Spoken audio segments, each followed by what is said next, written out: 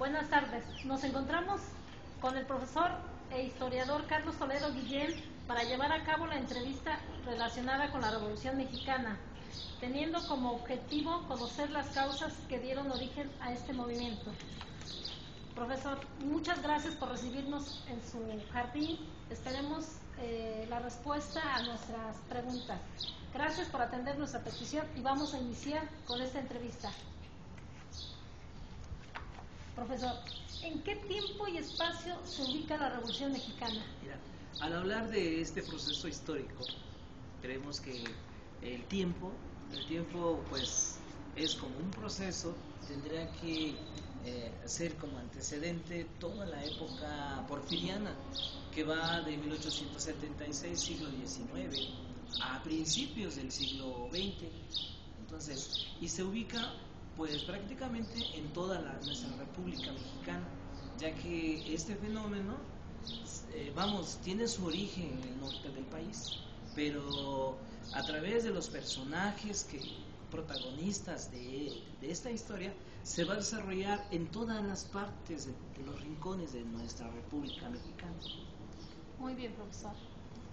¿Cuál sería el personaje más sobresaliente por su intervención en la Revolución Mexicana? Desde su punto de vista. Sí, mira, desde mi punto de vista, hablemos de una historia real, hablemos de una historia acercándonos a la realidad de las cosas. Hablamos de un Francisco I. Madero, hablamos de un Venustiano Carranza, hablamos de otros personajes más, de Emiliano Zapata, que le dio el origen a este movimiento, hablamos de un Pascual Orozco, en fin, una serie de personajes que difícilmente pudiéramos localizar uno en especial, porque todos de alguna manera o desde sus lugares de su origen contribuyeron a que se realizara este movimiento con sus fuerzas, con sus ejércitos. Así que pues es difícil, pero podremos mencionar a un Francisco I. Madero, que fue el que inicia el movimiento, y después lo van a continuar un Emiliano Zapata, Pascual Orozco. Hablemos de un Venustiano Carranza, que también luchó también por sus objetivos, sus metas que tenía él en su mente, pero igual hablamos de personajes del norte. Parece ser que el movimiento se da más con personajes del norte del país. Hablamos de un Pascual Orozco, no olvidemos mencionar un Francisco Villa, que también participa en el movimiento. Muy bien, profesor. Aquí, ¿cuál fue el motivo que propició el inicio de la Revolución Mexicana? Este motivo vamos a encontrarlo, pues, como antecedente, te decía yo en la anterior pregunta. Sí. El antecedente fue todo la época porfiriana. Ahora, las condiciones fueron igual, diversas y todas válidas. Ya vamos a hablar de un motivo en sí, pues tendríamos que mencionar toda la situación que vivía el país. Hablemos, por ejemplo, de la propiedad de las tierras. Hablemos, por ejemplo, de los derechos que tenían los obreros o los nulos derechos que tenían los campesinos. Hablemos de que don Porfirio Díaz prefirió otorgarle derechos y propiedades a los extranjeros que a los mismos mexicanos. Entonces, motivos fueron diversos, de diferentes formas y diferentes causas sociales, económicas, políticas, en fin, no hay uno en sí que pudiéramos decir este fue el motivo, aunque la población vivía totalmente en la pobreza y los campesinos no tenían sus tierras para trabajarla, el gobierno se las había expropiado. Así es. Profesor, ¿cuál fue la base ideológica de la Revolución Mexicana? Encontramos esta base ideológica en el pensamiento de los hermanos Flores Magón, Ricardo Flores Magón, de Juan Saravia, de otros personajes más, que ellos son los que van a dar la base para que se diera esta rebeldía, este movimiento. Entonces, la ideología es social, la ideología era, el sufrimiento de campesinos y obreros que propician este malestar social generalizado en toda la población. Bueno, hablando de Porfirio Díaz, ¿de qué manera sostuvo su gobierno Porfirio Díaz? Sabemos de que dentro de la forma de gobierno que adoptó este personaje tan controvertido, vamos a encontrarnos que establece una dictadura para el país. Y como dictadura tuvo que haber establecido, un fuerte ejército. Y utiliza a los jóvenes, transforma a los jóvenes en soldados a través de la leva.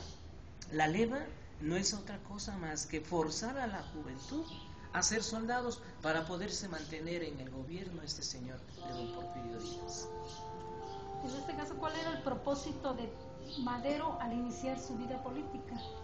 Madero, un personaje también controvertido, porque él era Madero de origen burgués, estudiado en escuelas del extranjero, cuyo objetivo pues habría que ser cuestionado, porque él pretendía no tanto mejorar la situación del país, sino que él pretendía pues por lo menos que le compartieran la vicepresidencia, porque él la verdad no sufría la misma situación del pueblo, porque él era de origen, gente rica, entonces él se da a conocer políticamente a través de su libro, que se vendió como pan caliente, la sucesión presidencial de 1910.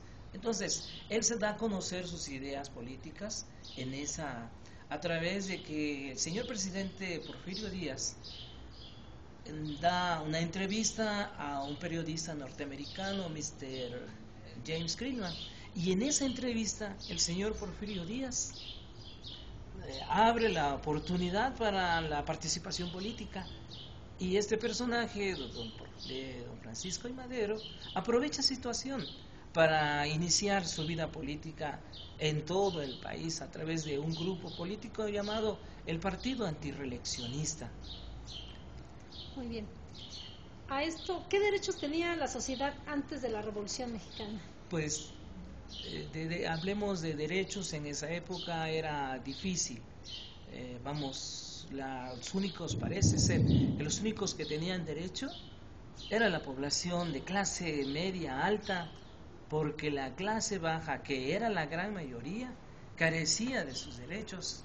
El gobierno centralizó el poder, controla el poder y no permite a nadie más que pueda cuestionarlo, inclusive no permitía que la demás parte de la sociedad pudiera participar en las cuestiones políticas, porque eso era nada más función de los principales políticos, el grupo selecto de poder. Así es.